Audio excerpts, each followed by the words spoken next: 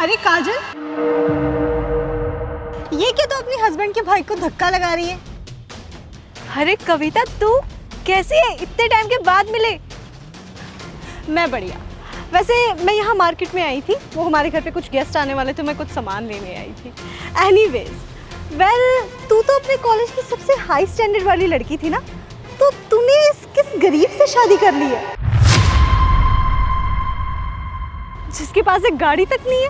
अरे गाड़ी तो छोड़, एक ढंग की बाइक तक नहीं है, और जो है वो भी खटारा है, तभी तो तू इसको धक्का लगा रही है। वैसे ना तूने अपनी लाइफ बर्बाद कर ली इससे शादी करके। मैं तुझे हमेशा कहती थी कि शादी उस इंसान से करना जिसके पास खूब सारा पैसा, लेकिन नहीं, तू तो हमेशा एक ही बात कहती थी, ना ना ना ना ना ना, बस प्यार होना चाहिए, पैसा तो आनी जानी चीज़ है। अब तुझे बात समझ में आ रही है कि वो बातें सिर्फ कहने के लिए नहीं थी, प्रैक्टिकल लाइफ में पैसा कितना इम्पोर्टेंट है। अब बता, कैसा लग रहा है तुझे अपने गरीब पति की बाइक को धक्का लगाते हुए? कविता, तू गलत समझ रही है। वो तो बाइक एकदम से खराब हो गया, इसलिए हम धक्का मारकर लेकर जा रहे थे उसे। हाँ हाँ, खराब तो हो गई। अब तुम्हारे पास गाड़ी थोड़ी है, सारा दिन इसी पे तो घूमते रहते होगे।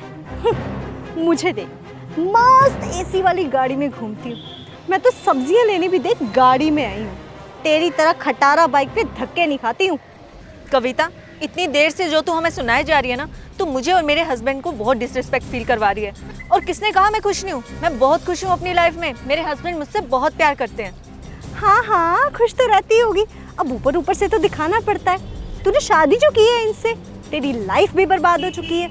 अब शादी के बाद कुछ हो थोड़ी सकता है, बदल थोड़ी सकती है तो अपनी जिंदगी को जो तूने चूज कर ली है।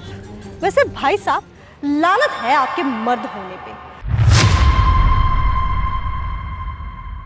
अरे इतनी सुंदर बीवी है आपकी, आपको पता भी है कॉलेज की सबसे सुंदर लड़की थी ये, लड़कों की लाइनें लगी रहती थी इसके पीछे, और इसने आप जैसे गरीब से शादी की है। अरे कम से कम इसकी सुंदरता का ही ख्याल कर लो, एक छोटी मोटी कोई गाड़ी ले लो अपनी हैसियत के हिसाब से। कोई बस कीजिए मैडम, आप कब से एक गाड़ी लगा के रखा हुआ आपने। हमारे पास गाड़ी है, लेकिन हमारी गाड़ी पंचर हो गई थी और हमें किसी के यहाँ पे जरूरी मीटिंग के लिए जाना था, तो मैंने सोचा कि क्यों ना बाइक ही लेके चलते हैं, क्योंकि ना मुझे किसी के यहाँ पे लेट पहुँचने की ना आदत नहीं है, इसीलिए हम बाइक पे आ गए। लेकिन किस्मत का खेल तो देखिए, हमारी बाइक भी खराब हो गई। जी हाँ, बिल्कुल सही कहा मेरे हस्बैंड ने। और जो तू मुझे सिखाती रहती थी ना कि पैसा देखकर शादी की हो, मैंने कभी वो रास्ता चूज नहीं किया। मुझे इनसे प्यार था, इसलिए मैंने इनसे शादी की। और बाद में मुझे पता चला कि इनके पास पैसा भी बहुत है, बहुत पैसे वाले हैं ये। हाँ हाँ, दिख रहा है कितना पैसा है इनके पास। एक ढंग की गाड़ी तो है नहीं तुम्हें घुमाने के लिए, बस ये खटारा सी बाइक है जिसपे तुम धक्के लगा रही हो। अभी मेरे हस्बैंड ने तुझे बताया ना कि हमारी गाड़ी पंचर हो गई थी, इसलिए हम बाइक पर आ गए, क्योंकि एक इम्पोर्टेंट मीटिंग में जाना था हमें। ओह, तो ये भाई साहब मीटिंग भी करते हैं। वैसे किस चीज की मीटिंग करते हैं आप? है कौन आप? अरे बेटा, अरे तू गाड़ी लेके यहाँ खड़ी है, तुझे पता है ना सिंघानी साहब आने वाले हैं घर पे। तुझे बोला था सामान लेके जल्दी घर आ जाना, वो बाहर वेट कर रहे होंगे। हाँ हाँ पापा, मैं बस घर पे आने वाली थी, वो तो रास्ते में मेरी फ्रेंड मिल गई मुझे, तो बस इसका दुख साझा करने के लिए यहीं पे रुक गई थी मैं। सर, सिंघानिया साहब?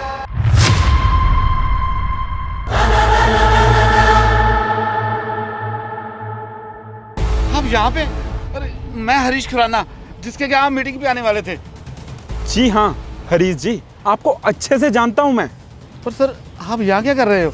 हम आपके घर मीटिंग के लिए आने वाले थे, लेकिन रास्ते में हमारी बाइक खराब हो गई।